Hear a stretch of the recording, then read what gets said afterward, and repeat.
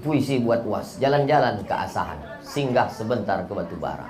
Alhamdulillah dapat berjumpa dengan tak sesuai ini. Alhamdulillah dapat berjumpa dengan guru yang dirindukan. Semoga senantiasa sehat dan bahagia. Sesuai kan? Setelah hilang takut, hilang sedih, baru bahagia. Nih, apa namanya ini? Tiba-tiba menulis kalimat yang sesuai dengan isi ceramah. Itu namanya firasat. Ittaqu firasatal mu'min fa innahu yanzuru binurillah. Takutlah kamu dengan firasat orang beriman, dia memandang dengan cahaya Allah. Ibu kalau bersih tulus memandang dengan cahaya Allah. Dulu guru saya di sekolah cerita begini. Ada seorang laki-laki, pesan dia ke bininya, kau kalau apapun yang kau buat ucapkan bismillah. Dia mau memasak, bismillah. Dia mau mencuci, bismillah. Dia mau memandikan anak, bismillah. Rupanya lakinya ini agak jahat sedikit. Cemana supaya biniku ini mati. Dia ambilnya ular berbisa, dimasukkannya dalam tempat beras. Maksudnya biar supaya pas bininya nanti memasak, dipatuk ular mati. Supaya dia bisa macam tahu aja. Nah, akhirnya dimasukkannya ular berbisa ke dalam tempat beras tadi. Tiba-tiba pas malam itu dia balik ke rumah, ditengoknya masakan udah siap. Kok tak mati dia?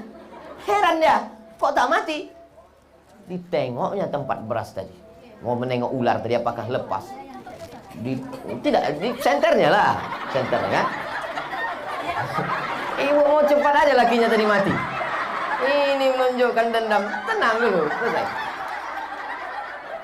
Begitu ditengoknya tempat beras tadi, tengoknya tempat beras, rupanya ular itu sudah berubah menjadi emas. Kenapa ular itu berubah menjadi emas? Semua kita mengucapkan bismillah. Kenapa berubah menjadi emas? Keikhlasan dan ketulusan. Berubah menjadi emas. Tobat si laki-laki. Tak jadi dia mati, Bu. Saya tahu semua ibu menginginkan dia mati. Tapi ibu yang ikhlas tadi tak mau lakinya mati. Nah, saya tahu ibu, solidaritas ibu kuat dengan dia tadi. Paham saya itu? Paham saya. Maka nanti sebelum memasak, tengok-tengok dulu tempat beras. Izin bertanya Pak Ustadz, saya pernah membaca istri yang durhaka tak dapat syafaat dari Rasulullah. Durhaka seperti apa yang dimaksud itu Pak Ustadz? Prinsipnya begini, baik sama suami, baik sama orang tua, la ta'ata li makhluqin fi maksiatil khaliq. Tak boleh taat kepada makhluk kalau maksiat kepada Allah. Jadi yang dimaksud durhaka pada suami, suami nyuruh sholat, dia tak mau. Suami nyuruh baca Quran, dia tak mau. Suami nyuruh berjilbab, tak mau. Kau kenapa tak berjilbab, Dek? Alah abang, baru pengajian 2 kali online, mau jadi ustaz pula. Sambal abang pakai lado hijau nanti.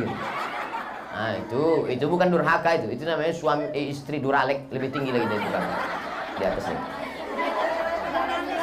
Tak ada orang di Batam ini macam itu. Habis semua udah ditelan-telan ikan laut sana. Ya pula diaminkan. Dah, insya Allah ibu semuanya solihah. Bagaimana perempuan yang tak cocok lagi dengan suaminya, lalu kemudian dia menikah tanpa surat cerai? Perempuan yang menikah lagi dengan laki-laki satu lagi tanpa surat cerai dari yang pertama, maka tak ada satupun kua yang mau menikahkannya. Karena Pak Kua pasti akan menanya judul lagunya, kau masih gadis atau sudah janda? Kalau dia gadis ada surat keterangan orang tuanya, kalau dia janda ada sertifikat cerai dari pengadilan. Kalau dia nikah siri, maka orang yang menikahkan siri itu bisa dipidanakan. Negara Kesatuan Republik Indonesia. Dia sudah tak ada kecocokan karena sudah tak serumah 3 tahun, maka namanya khulu pakai ain, khulu. Si perempuan ini menggugat ke pengadilan. Tapi katanya kalau perempuan menggugat bergoncang tiang aras Pak Ustadz. Kalau laki-laki itu soleh, baik, digugatnya. Kugugat dia Pak Hakim. Kenapa kau gugat? Nggak maco, kampungan. Itu bergoncang tiang aras. Tapi kalau laki-laki tadi tak ngasih nafkah, memukul sampai biru-biru, kan banyak perempuan sekarang biru-biru matanya. Biru. Bibir pula bengkak macam Angelina Jolie. Entah ditinju kawan tuh. Nah itu, maka kalau begitu boleh dia menggugat.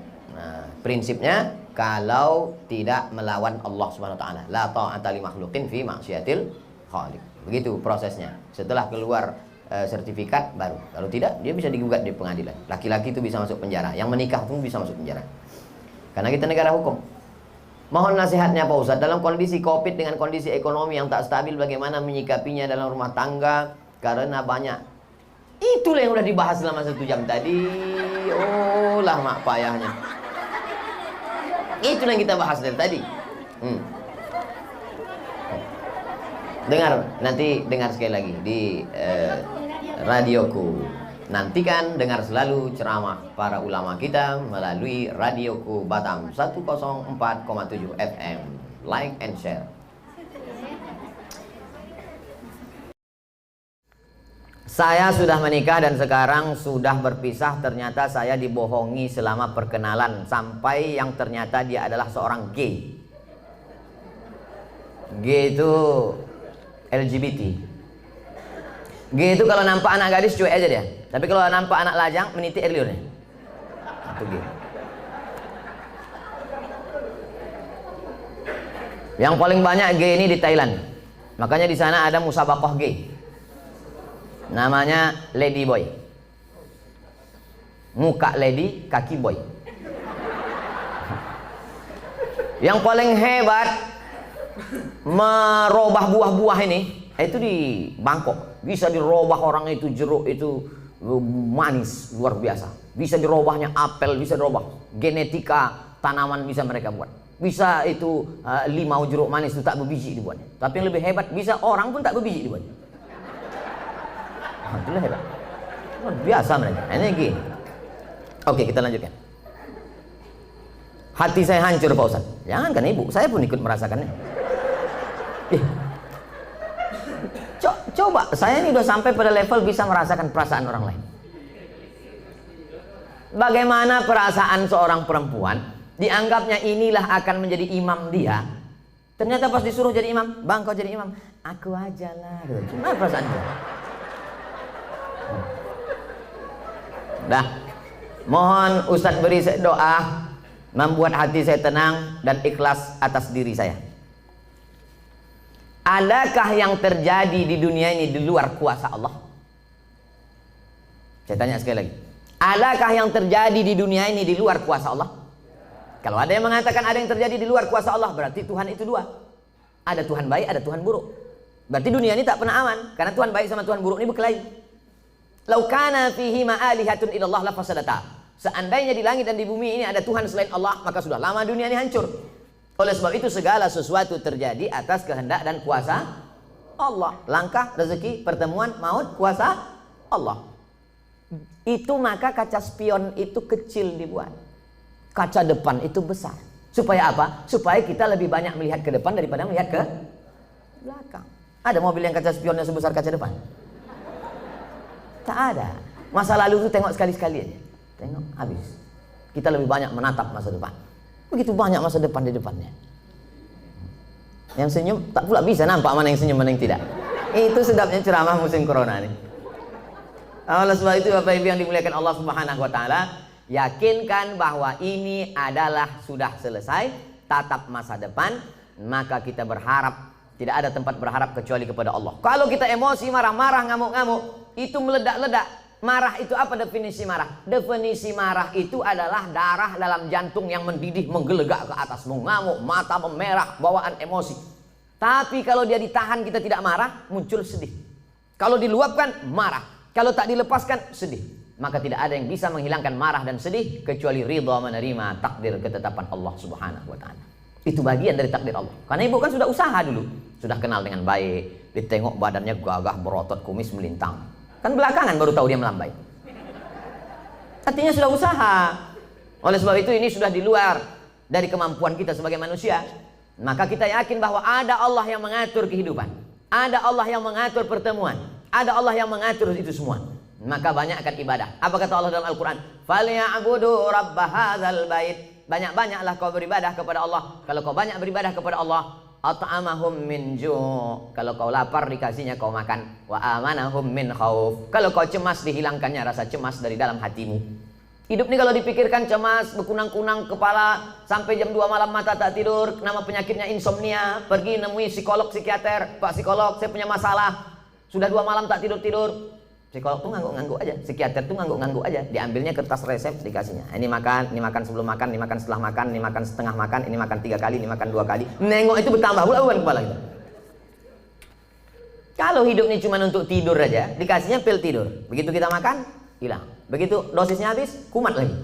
Tidak ada cara kecuali banyak beribadah kepada Allah. Idza sa'alta fas'alillah, minta tolong kepada Allah. Tapi ke Makkah nggak bisa Pak Ustaz. Saya mau berdoa di samping Ka'bah nggak bisa Pak Ustaz. Aqrabu ma yakunul 'abdu min rabbih wa huwa sajid. Orang paling dekat dengan Allah ketika sedang bersujud. Allahu Akbar. Saat sujud itulah mengadu kepada Allah. Jangan adu ke kawan. Ngadu ke kawan habis ditumpahkan, besok jadi lawan dibukakannya di medsos. Selesai, tamat riwayat. Mengadu kepada Allah Subhanahu wa taala, meneteskan air mata. Tak ada tempatku mengadu kecuali Engkau ya Allah, tak ada tempatku minta kecuali Engkau ya Allah. Tolong aku ya Allah, hasbunallah wa ni'mal wakil, ni'mal maula wa ni'man nasir. Sulitkah bagi Allah mengatur kehidupan kita? Innama amruhu iza arada syai'an ayakula lahu kun.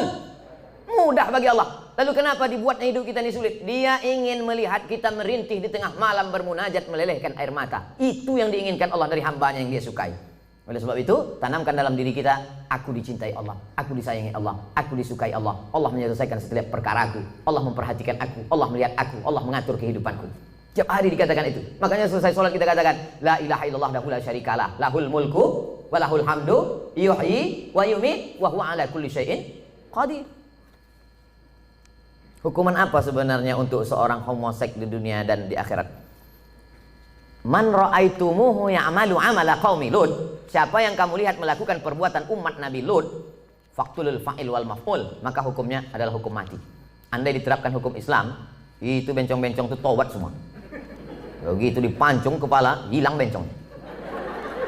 Hai katanya, begitu dipancung satu, hai. Tapi tak bisa itu kita laksanakan. Berapa ceramah saya yang dibully oleh bencong-bencong karena ceramah saya tegas, tapi saya tak peduli. Kalau ada yang gini-gini kan ceramah saya, itu banyak bencong. Kalau jantan tentu berani dia langsung kan. Bagaimana hukumnya orang yang telah melanggar sumpah atas nama Allah? La yu'akhidhukumullahu billaghwi fi aymanikum walakin yu'akhidhukum bima kasabat qulubukum. Fakaffaratuhu, kalau ada orang melanggar sumpah, maka cara menebusnya 3. Yang pertama, it'amu asyarati masakin, kasih makan 10 orang miskin.